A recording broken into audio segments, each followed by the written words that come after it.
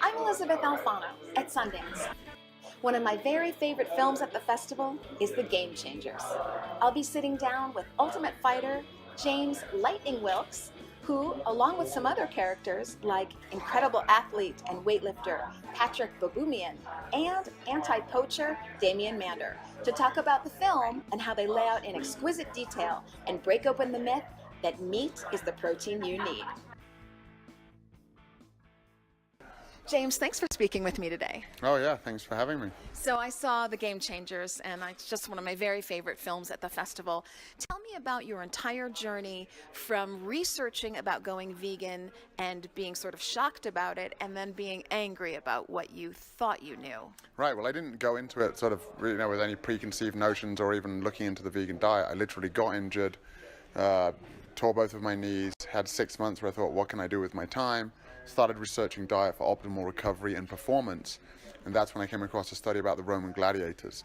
68 skeletons that were analyzed, the only known burial site in the world, and I did a strontium calcium analysis and radioisotope analysis, and they could tell that they were eating almost exclusively plants, and that sort of blew my mind. Thought that can't be true. And so, spent all of this time, about 1,000 hours in the first year, reading peer-reviewed science on nutrition, and that's when I sort of unearthed. We've really been led to believe this myth that we have to have meat in order to be healthy, in order to be strong, athletic, and other animal products as well. And it's just simply not true. And that sort of set me on this journey, basically.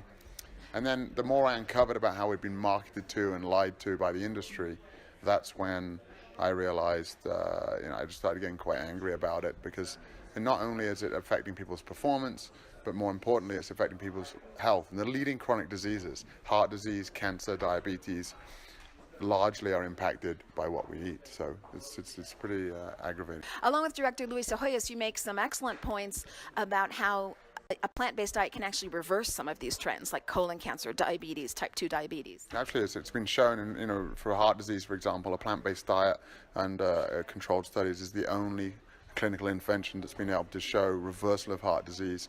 And pretty quickly. Yeah, very quickly. There's been changes within a week or two. Under angiogram, you can see arteries actually opening up, and that's never been shown with any drug or any other intervention.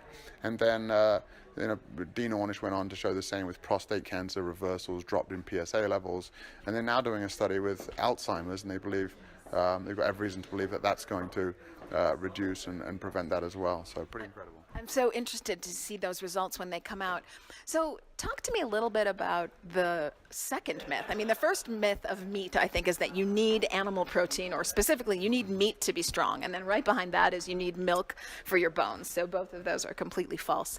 But there's also this myth that if you eat a lot of meat, you're a really manly man. Tell me about that, and if that's false. I think the real men eat meat myth is sort of a really core underlying myth underneath all of this. And 8 out of 10 vegetarians or vegans are female. Young men, especially 18 to 45 men, eat twice as much meat as women, and they're just less likely to switch, because it's really based on identity and this myth that we've been sold. And not only is it not necessary, but the very foods that men think are making them more masculine are the exact foods that are weakening and killing more men than anything else. And so it's not just a myth that this industry is profiting, but that it's actually killing and weakening more people than anything else. And it really is the world's most dangerous myth. It's killing more people than anything else, and it's also affecting our planet in a very negative way. So we're going to get to animals and the planet in a second for sure, but I think it's also interesting to note you're saying that there's a myth about a manly man eats a lot of meat, but very directly in the film you say that it actually decreases sexual desire, performance, etc., which I think is very interesting. Yeah, we actually did an experiment with Dr. Aaron Spitz, who's the lead delegate of urology for the American Medical Association. And we'd already done an experiment with the Miami Dolphins showing how you could reduce blood flow for 2 to 8 hours if you ate an animal-based meal. And so when I met Dr. Spitz, I said, would this affect sexual performance? He said, absolutely. Not only do men have increased prostate cancer risk the more animal foods they eat, but also the blood flow to their penis, some of the smallest arteries in the body. And so we did an experiment with some college athletes, or Dr. Spitz did, and we documented that. And there was significant changes to circumference and rigidity of erections and the duration of erections as well, simply based on a single meal. And that can last for 2 to 8 hours. And of course, what do you do after 6 hours or so? You eat again. So you're in this constant state of what's called endothelial dysfunction, which is also leads to erectile dysfunction. So I would argue here, men are always saying, oh, well, my wife doesn't want to sleep with me and my wife doesn't want to have sex. But I would turn that around and I would wonder if it's really the men who are slowing up in this department. So you want to help your sex life, go eat some plants. Let me talk to you about one final thing before I bring in some of your colleagues who are also in the film. So you're taking the meat industry pretty head on here, and the milk dairy industry, and you're saying flat out that this is a marketing scheme. Do you expect some backlash, or have you had some already? Oh, I think there's going to be some backlash for sure. Oh, yeah, we're in it. We're ready. And yeah, I mean, anything that's going to negatively impact their profits, and as we show in the film, they hire these sort of scientists for hire to generate false and misleading statements to lead to confusion so that people aren't confused. Butter's good for you one day, it's not the next. And so basically, I think the meat industry is going to create their own campaigns to try and smear the information that we've put. But we know we have the science. I interviewed department chairs at Oxford and Yale and Harvard, and the consensus between all of these experts, they might have slightly different views on exactly what we should be eating, but they all agree that it should be a plant-based predominant diet, and the facts and the science back us up. Because, of course, animals eat plants. And so all you're doing is taking the animal out of the equation. The animals get all of their nutrients from plants, calcium, etc. It all comes from greens. Yeah, exactly. And the protein, all protein originates in plants. Animals don't make that protein. And so they're just the middlemen. And they're a very inefficient middlemen. So not only are we to take a lot more calories in to get a calorie out, but the protein, you can get, all the amino acids that you need from eating plants. And there's this sort of notion that plant protein is incomplete, but as long as you're eating a wide variety of plant foods and enough food, and you're getting enough protein, the science is very clear that the source is actually irrelevant in terms of getting those amino acids. And then there's benefits to plant-based eating, particularly around inflammation, and in the blood flow, that's better oxygen, better nutrients to the muscles, and then in terms of muscles and joints, less inflammation, so faster recovery, back to training sooner, and that next training session is actually more productive, so leading to measurable and significant advantages in athletic performance. So let's talk to your trainer. Lou is here, and he can kind of sneak in. So we're on a tiny couch here today at Sundance. It's pretty busy. So let's talk to Lou, and I'm going to ask you a very indiscreet question. How old are you, sir? I'm 61 years old. Oh, right. So tell me about your daily workout at 61. And you're vegan. I'm vegan. Okay, tell me about your daily workout. My daily workout is a variety of things that I normally do, but I start off with the morning about 5 o'clock in the morning, sometimes 4:30. And what I do is I start off doing like the cardio concept, rowing machine, stairs, or even the bike. And then I start doing things like high intensity training with the kettlebells, club bells, and a rope that we call the whip. So I go through all those things at least twice a week. And then I start doing just regular strength training, where I'm just doing regular weightlifting with dumbbells. But usually I work out about 5 days a week, between 45 minutes to an hour and 15 minutes. And I just try not to take so much rest, and I try to be real consistent at what I do. So I try not to miss time working out. Now, since I've been here, I missed a couple of days. Yeah, I can find it really tough to get to. Oh, Sundance, you're trouble. Yes. But that's basically what I do. I do a lot of core training, a lot of functional strength training, a lot of Travada training. So my training is always moving. There's not much rest in between, so my metabolism, when I get it up, it's always burning. I'm always burning fat. I'm always producing growth hormone. That's what I'm trying to produce with hardly taking any rest in between. And that's what is the most important thing that I'm trying to do. And when you do this hour workout, you might have, I think in the movie you were talking about 800 reps at some point. I want to make sure I get that right. But tell me specifically about what you'll do in an hour. Like what kind of reps and what kind of weight? Okay, the reps that I'm doing when I do the 800 reps, we're basically doing kettlebells. So when we do like kettlebell swings, we probably do 50 a set on each arm. So that right there puts you right now at 100 reps. So then we might go 50 cleans, and then cleans on each arm. So that now we're at 200 reps. Then we go 50 snatches. So as we start to do all these lifts, then we start doing high pulls. Then we start doing clean and jerk with the kettlebells. Then we do those individually. Then we start doing a complex. We do them all together in one set. So we make a combination of all of those together. So now you're talking about if we're doing, say, 25 of each. So in 5 times 25 on each arm, or 5 times 25 with both arms, then we may do 2 sets of the complex training with the kettlebells. So that's how we easily get up to 800. It's very easy to do, but you just have to have the stamina. But most of all, you got to be focused right here and not think about what comes next. Because we can do it with 5 or 6 guys, and you still actually haven't recovered.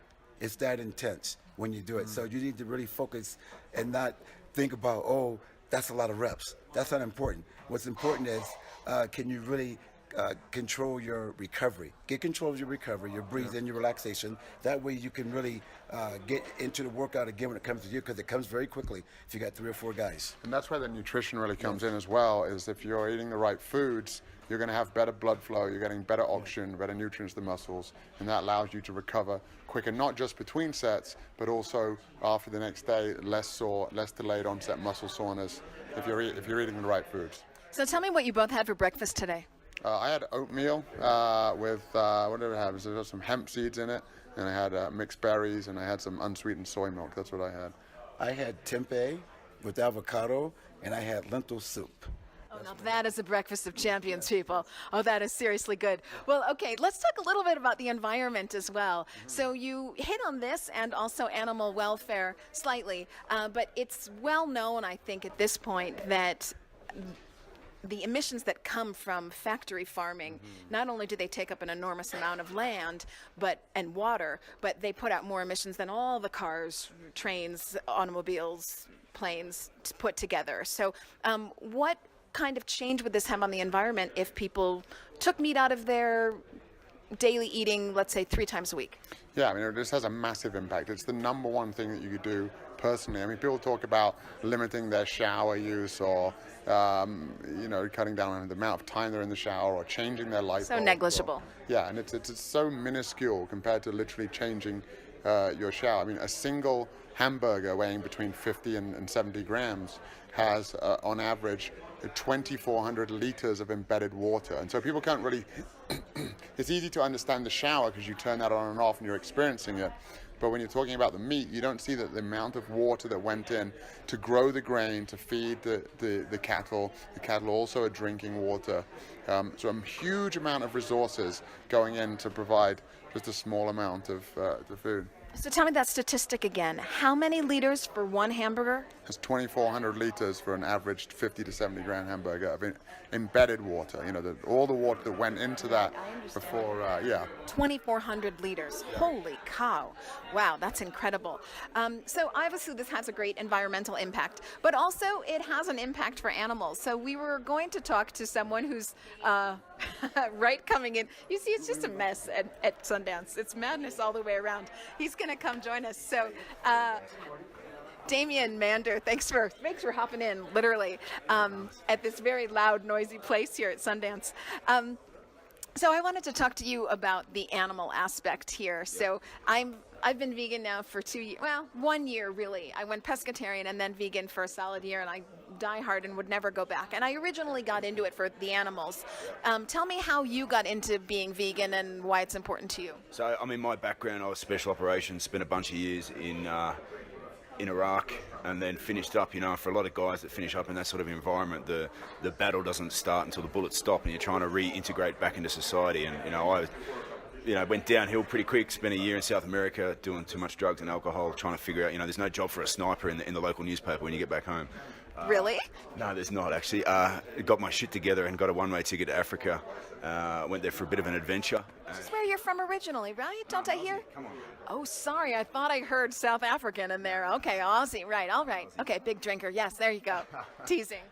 So just, went over there. I didn't join the military to serve my country. I did it for adventure. I didn't go to Iraq to help the situation. I went there for money. I didn't come to Africa looking for a cause. I went looking for a fight, But a couple of things happened to me when I was over there. I was looking at the hard work that these rangers were doing out there on the front lines, and seeing the animals that were being protected. So I decided to put some shitty skills to what I think is a better use, and that was protecting animals. And but I walked around in the bush for 4 years protecting one group of animals and coming home and eating another group of animals. And conservation can't be a 9-to-5 job. You're either in or you're out. Conservationists get involved with conservation because, one, they either love animals, or two, they love the environment, or a combination of the two.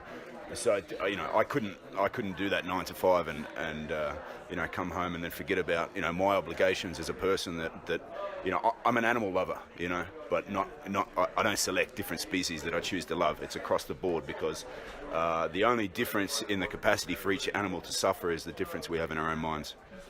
That's right, and I would agree with that. I'm an animal lover as well, and as much as I love rhinos and elephants, which is primarily what you protect, and I do, and I've been to Africa, and I just got back from Asia doing some work on Asian elephant conservation, but nothing compares to the numbers that are affected by factory farming around the world. True. We have to be out there on the front lines, with weapons out there to protect animals. So what do you do exactly? I can't give that sort of information. Oh, gosh, it's juicy. We run an organisation, the International Anti-Poaching Foundation, which I founded, now registered in 5 countries, working through Southern and East Africa. So we're the last line of defence for animals out there, like elephant and rhino, that are being targeted by paramilitary forces for their horn. In the case of the rhino, going for now $40,000 a pound. And ivory from elephants. So we're out there providing that last line of protection for them. So you literally take out poachers. You literally shoot poachers on site. Is that accurate? Look, we're in a conflict situation, and sometimes things do escalate, into situations that we try and avoid. What we try and do is train rangers to a certain level, so they're able to take charge of a situation before it gets out of control. But getting back to your question before, we have to have armed people out there on the front lines, men and women, and that's what we have to do to protect animals. But the easiest way to protect an animal, don't stick it in your mouth, and that links back to that factory farming thing. The biggest decisions we can make in our life and for this planet, for our civilization, for our generation, starts on the dinner table. That's actually right, and I think we have to ask ourselves, so this one simple change in our life, food, can affect the environment, our health, which means our health costs, which is this topic we're all talking about right now, and the animals, and how animals and the planet and people all interrelate. We all live together in the same place, so we have to get along, and it doesn't make any sense to deplete all of our resources and our health for what boils down to sort of a drug addiction at this point. I don't know. Why do you think people are holding so steadfast to something that's clearly bad for them? Well, I think it's multifactorial. I think there's these sort of driving mechanisms that we have for fat, sugar, and salt. There's a taste that we've been grown up with, and there's a lot of emotional attachments to food as well.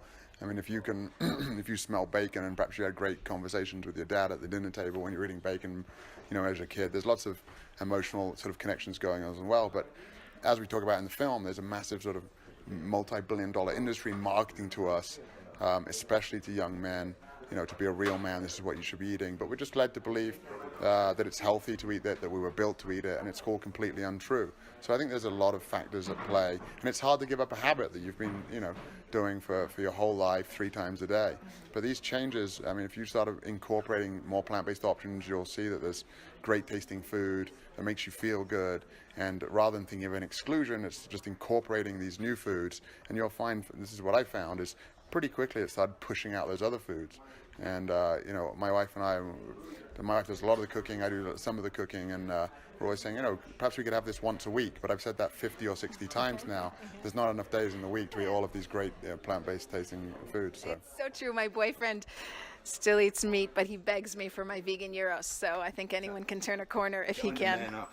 Yes, right, exactly. Got that? That's on, brother. Man up. Man the fuck I up. like it. I like your style. I like how you roll. One last question. I also like how James Cameron rolls. So how did he get involved with this film? Because he's been a long-time vegan and proponent of this kind of diet. So how did he get involved? Well, he's very passionate about the environment and also health. if you look at photos of him 10 years ago, he looks 10 years younger now than he did 10 years ago.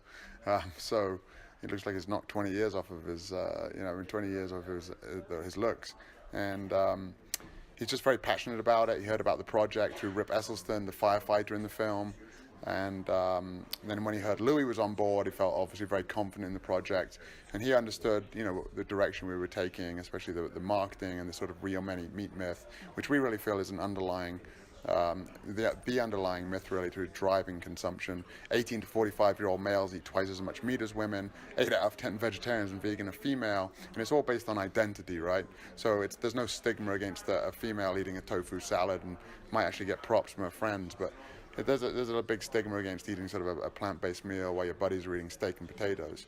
And so, but if you're a sort of leader and you don't really care what people think, then you can go ahead and just eat those foods anyway. It's becoming more accepted now anyway, and with the myths and the role models that we've shown in this film, I think it's pretty clear that whatever your perception of what a real man is, you can that can fit in with whatever your perception is, and those very foods that people think are making them more masculine are actually weakening and killing more men than anything else. So it's very clear that the plant-based way of eating is the way to go. But just to finish on that, us as men, we picture ourselves, and I think we are pictured as defenders and those that should protect the vulnerable.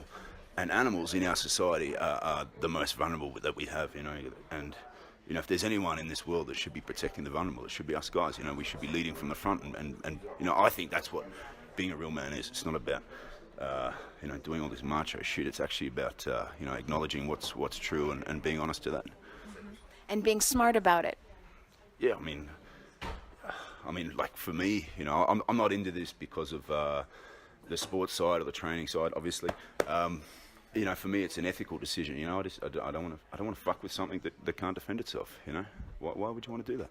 Why would you want to do that? Yes, I completely agree. The package just showed up as well. If you've got time on. Okay, how are we on time? Patrick, come on in for one quick question. One quick question, and then we gotta go. Hey, vegan badass, I love your shirt. Thanks for joining at the last minute. Yeah. I had some problems getting through the snow, but now I'm here. We're all here. One quick question for you. Tell me what is the most that you have ever lifted, and why you think you can do that. Well, the most I ever lifted over my head would be a 200-kilo log, which is... something like that, 450, something like that, yeah. And the most weight I ever moved was a fire engine. That was 22 metric tons. A fire engine? Yeah, you're pulling it like a horse, so you got it on your back and you just walk with it. How is that physically possible? We train for that. So the sport that I'm doing is called strongman, and we train. You have to have a lot of training before you do stuff like that. But and of course I have the advantage because of my diet that it helps me being able to compete against guys who are much bigger than I am. I'm not very tall, and most of the strongmen are much taller than I am. But I'm recovering very fast because of my diet and everything. So that gives me the edge to be able to kick some ass against those guys. So if you want to see a bunch of manly men, and if you want to educate yourself about what's actually good for you and what's good for the planet, and as men taking care of the planet, then you'll want to see the Game Changers. Everybody, thanks for speaking with me. Awesome. Thanks so much for having us. Thank you.